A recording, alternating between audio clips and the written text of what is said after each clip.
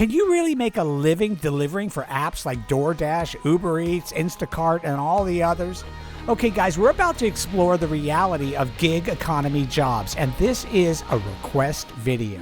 Hey everyone, welcome back to Rock and Roll Delivery. Today I'm diving into a topic that many of you have been curious about. Can you actually make a living driving for delivery apps like Uber Eats and DoorDash? Well, put on your seatbelt because I'm about to tell you the ins and outs I've learned after thousands of deliveries. Let's go.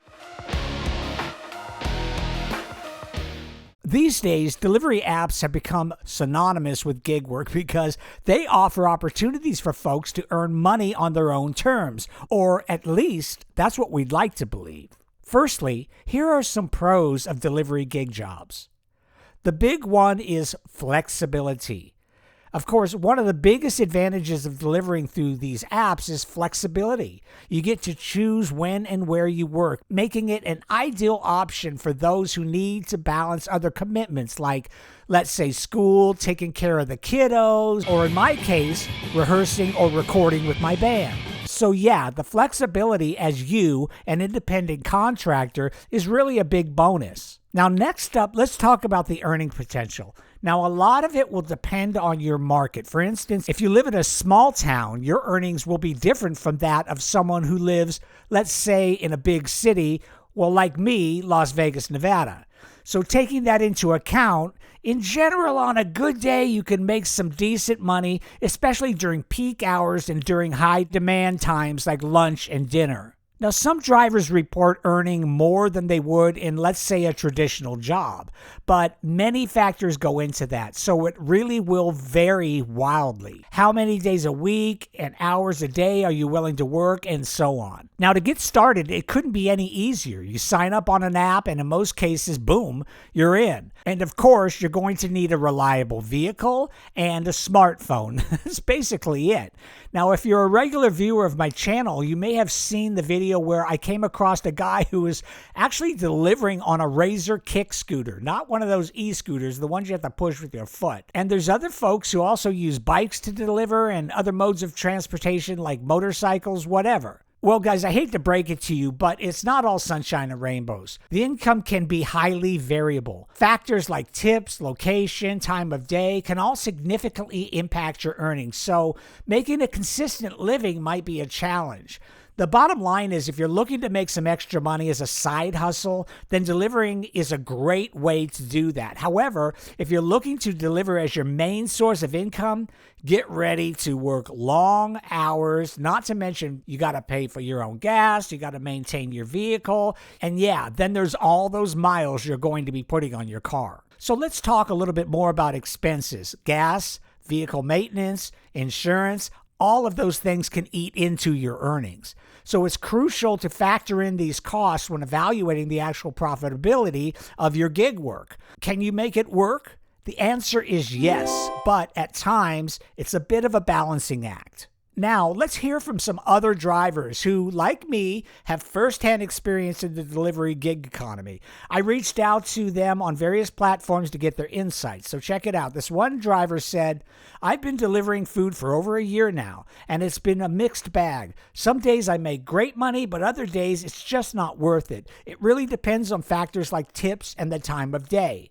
Now, I think that guy kind of nailed it. Now, this other driver told me something I can totally relate to.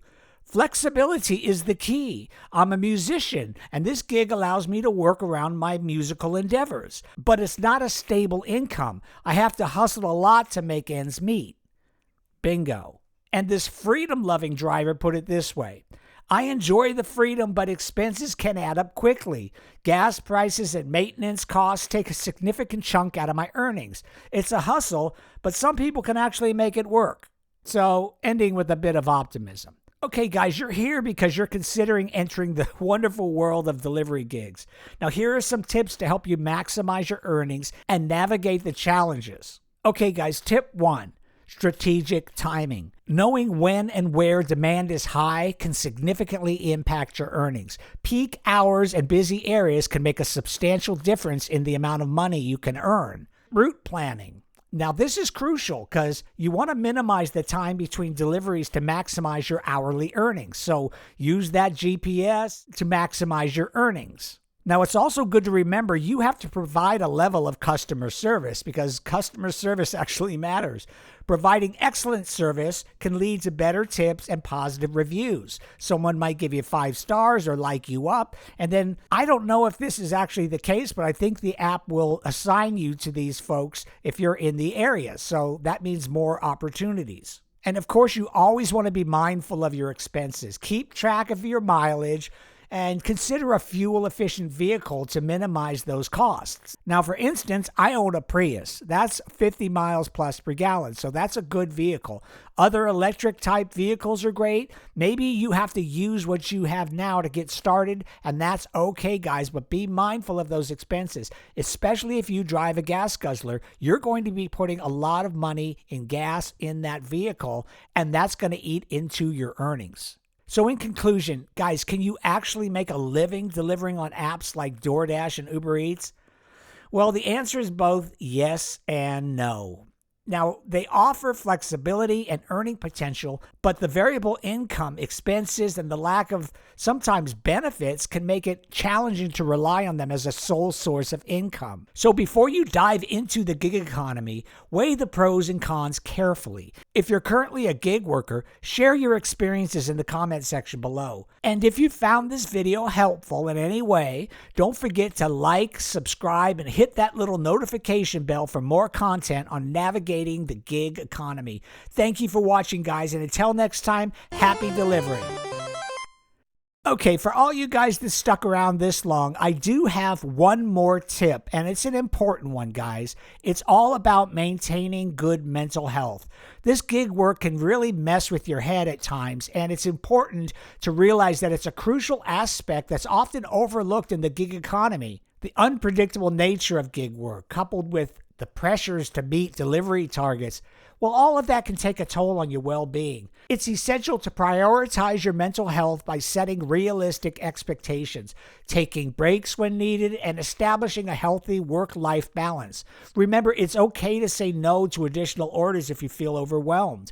Building a support network of fellow gig workers or friends can also help provide a valuable outlet for sharing experiences and coping with the challenges of the job. Your mental well-being is just as important as your financial success, so be sure to prioritize self-care along your journey in the gig economy. Okay, guys, thank you so much for joining me. I really appreciate it. Again, if you like this video, please consider subscribing and hitting that little bell so you get notified every time I release new content. Okay, guys, until the next time, let's keep rocking, but most importantly, let's keep rolling.